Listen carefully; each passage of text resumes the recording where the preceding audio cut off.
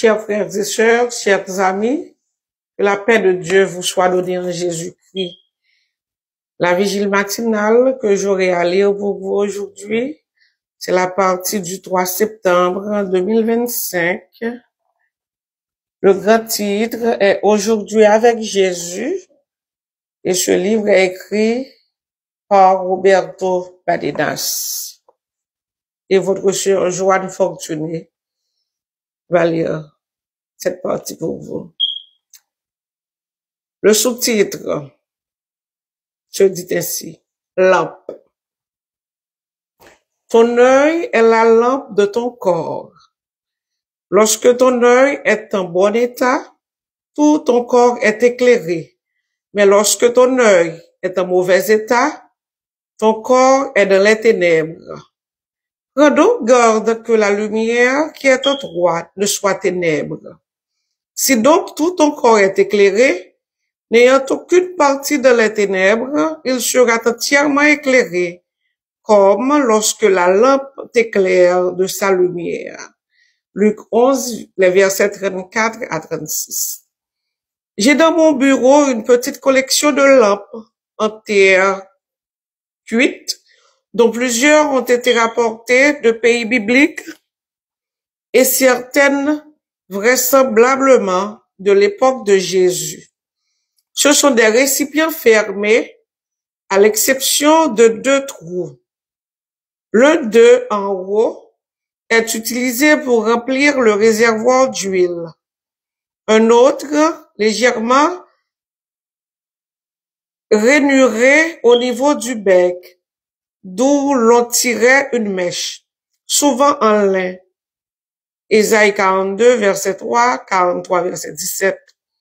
À travers laquelle l'huile, généralement de l'huile d'olive, Exode 27, verset 20, était absorbée par capillarité et alimentait ainsi la flamme.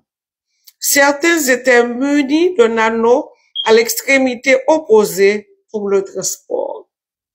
La plupart étaient en terre cuite, bien que l'on ait également découvert des récipients en bronze, sans doute utilisés dans les maisons des riches. Les plus courantes étaient arrondies ou oblongues, en forme d'œil. Ces lampes artisanales, presque toutes, pas plus grandes que le creux d'une main, nous donnent une idée approximative du caractère précieux et précaire de la lumière qu'elles portaient à l'époque.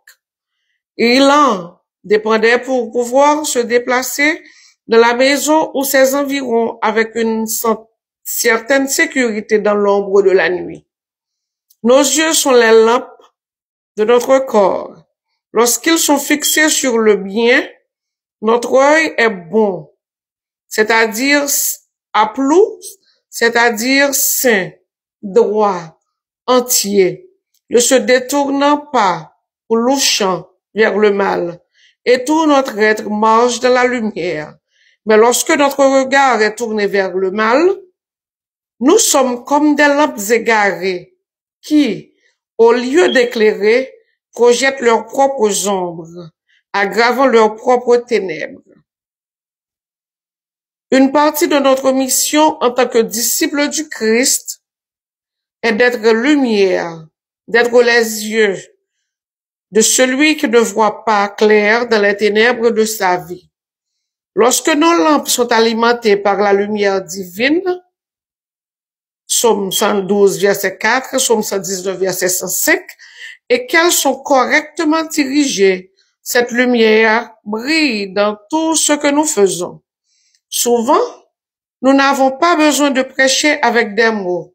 Nos actions suffisent à faire comprendre si nous apportons la lumière ou si nous sommes porteurs d'ombre.